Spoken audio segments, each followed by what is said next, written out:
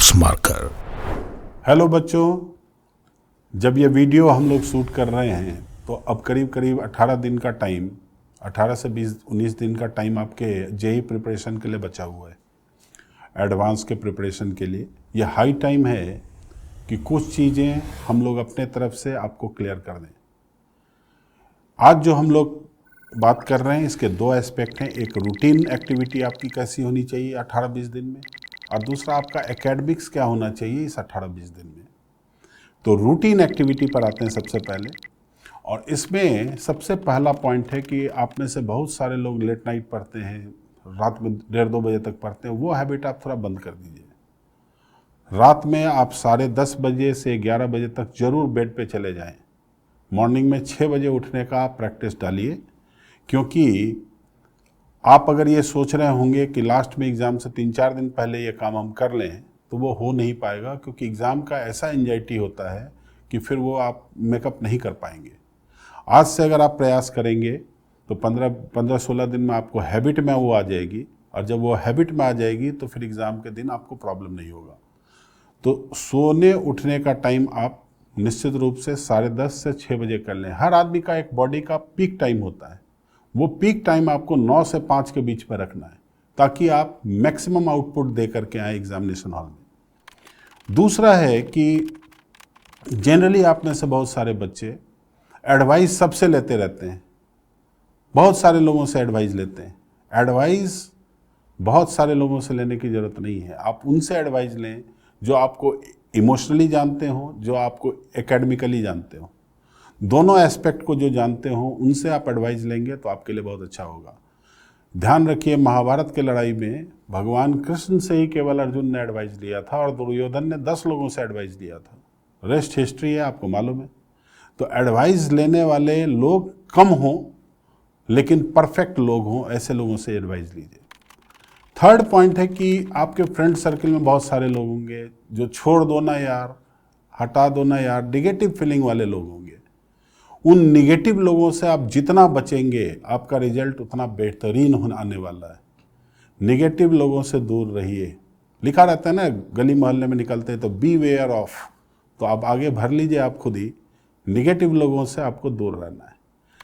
Next है कि जब भी आपको टाइम मिले तो थोड़ा सा नहा धो के पूजा पाठ भी किया कीजिए, और शाम के वक्त अगर हो सके तो आधा घंटा 40 मिनट वॉक वगैरह भी किया कीजिए।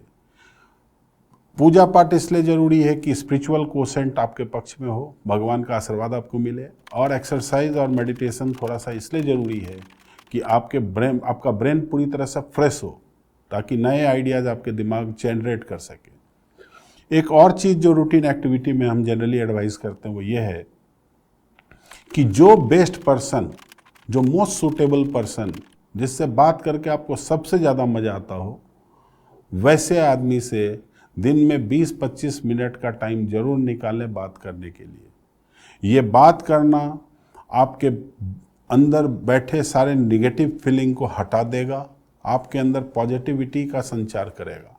लेकिन आदमी का चुनाव ऐसा करें जिनसे कि आप बचपन से जुड़े हुए हों। जैसे बहुत सारे केस में दादा दादी हों तो वो सबसे उपयुक्त हैं, पापा मम्मी भी हो सकते हैं, या कोई ऐसे भी हो सकते हैं जो इमीडिएटली आपके फैमिली के ना हो, लेकिन जिनसे बात करके आपको बहुत मज़ा आता हो। ऐसे 15-20 लोग, 15-20 मिनट रोज़ करीब करीब अगर ऐसे लोगों से आप बात करें तो आपके अंदर पॉजिटिविटी बहुत अच्छे मात्रा में आएगी, जो कि आपको एग्ज़ाम के लिए इम्पॉर्टेंट हो जाता है। नेक्स्ट पॉइंट पर आते हैं एकेडमिक वर्क। तो आप ध्यान एकेडमिक वर्क पर हम अपना पॉइंट्स आपको दें, उससे पहले आप एक चीज़ ध्यान रखें कि जेई मेंस का जो प्रिपरेशन होता है वो आर्क ऑफ कवरेज पर मैटर करता है। वहाँ पर आर्क ऑफ कवरेज का मतलब क्या है कि आप कितने सारे टॉपिक के बेसिक जानते हैं। जितने टॉपिक के आप बेसिक जानते हैं वो जेई मेंस में आपको हेल्प करता है। लेकिन जेई एडवांस में ये चीज़ बदल जाता है। यहाँ पर आर्क ऑफ कवरेज का मैटर नहीं है, यहाँ पर डेप्थ ऑफ कवरेज का मैटर है। 75 चैप्टर है मैथ, फिजिक्स, केमिस्ट्री में। अगर मेंस में आपको अच्छा करना है तो आपको 60-65 चैप्टर के बेसिक पता होने चाहिए। लेकिन एडवांस में कोई जरूर नहीं कि आपको 60-65 चैप्टर पता होना चाहिए। आप हो सकता है आपको 35-40 चैप्टर ही पता हो, लेकिन जिन चैप्टर आप जानते हैं उसमें आपका डेप्थ में नॉलेज होना चाहिए। तो सबसे पहला कि हम लोग वर्क करें, उन चीज़ों पर बिल्कुल वर्क ना करें जो नए हैं हमारे लिए, जो हमको बहुत अच्छे तरीके से आते हैं उन्हीं को और शार्पन करें। तो ये तो सबसे बॉटम लाइन है कि आपको जो चीज़ बढ़िया से आता है उसी को आप शार्पन करके एडवांस के पेपर पे जाएं। अब नेक्स्ट है कि हम पढ़ें क्या, लास्ट 20 डेज में हम पढ़ें क्या। तो पहला चीज़ तो ये है भैया, क्लास नोट्स जो आपके अपने हाथ से लिखे हुए हैं वो तो एकदम दिमाग में फिट कर ही लो, उसके बगैर तो काम चलने वाला नहीं है। नेक्स्ट, मॉड्यूल के जो आपके डाउट्स रहे हैं, जो 2 साल आपने पढ़े हैं, जो भी स्टडी मटेरियल आपने पढ़े हैं, उस स्टडी मटेरियल के जो आपके डाउट हैं वो आपके एक बार और से बढ़िया से हाथ से सॉल्व हो जाना चाहिए। थर्ड पॉइंट है कि पास्ट ईयर क्वेश्चन बैंक में कम से कम उन चैप्टर्स का जिनका कि आपको लगता है कि जिनमें आपको कॉन्फिडेंस है, जिनका आपको लगता है कि हाँ आप यहाँ पर डेप्थ में पहुँच सकते हैं, उन सारे चैप्टर्स का पास्ट ईयर क्वेश्चन बैंक तो बहुत बढ़िया से सॉल्व हो जाना चाहिए। अब आप में से बहुत सारे बच्चे ऐसे हैं जो कि इन सारे एस्पेक्ट को कवर कर रखे होंगे, तो वो क्या करें? तो वो तो भैया जो टेस्ट सीरीज वो कर रहे हों उसमें जो उनके डाउट्स हैं वो, और प्लस जो उन्होंने गलतियां की हैं उसमें, उन सारे सवाल को एक बार फिर से देख लेना है। सेकेंड इंपॉर्टेंट पॉइंट है कि क्वेश्चन रीडिंग। जैसे आप में से बहुत सारे बच्चे हैं एग्जाम में जाते हैं, पेपर में क्वेश्चन पढ़े, एक बार और पढ़े, तीसरा बार पढ़े तो जाके उनको इन्फॉर्मेशन समझ में आता है। आईआईटी एडवांस के पेपर में उतना टाइम नहीं होता है कि आप जो है आप एक ही क्वेश्चन को 3 बार पढ़ें।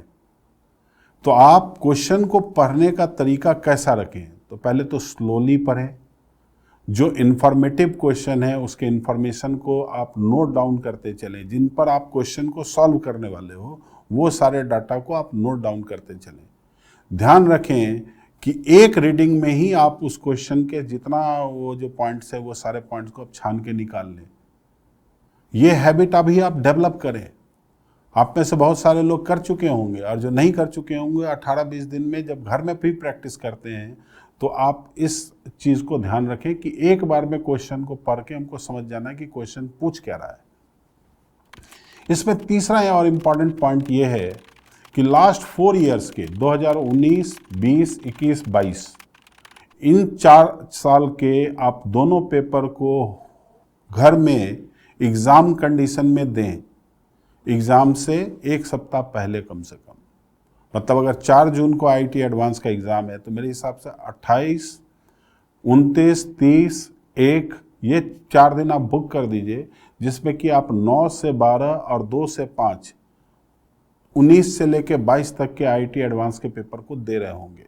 अगर हो सके तो आईआईटी वेबसाइट से इन पेपर को डाउनलोड करके और तब वो पेपर होम कंडीशन में दें, ताकि उसका फॉन्ट अलग होता है, उसका नोट अलग होता है, उसके रिस्ट्रिक्शंस अलग होते हैं, थोड़ा नॉर्मल से वो डिफरेंट होता है पेपर का लुक देखने में, तो आपको कोई नयापन फील ना हो। इसलिए हो सके तो इन 4 साल का पेपर आप वेबसाइट से डाउनलोड करें और घर में आप उसी एग्ज़ाम के टाइम में आप घर में बैठ के इन पेपर्स को दें। ये 4 साल का पेपर देना बहुत ही ज़्यादा इम्पॉर्टेंट है।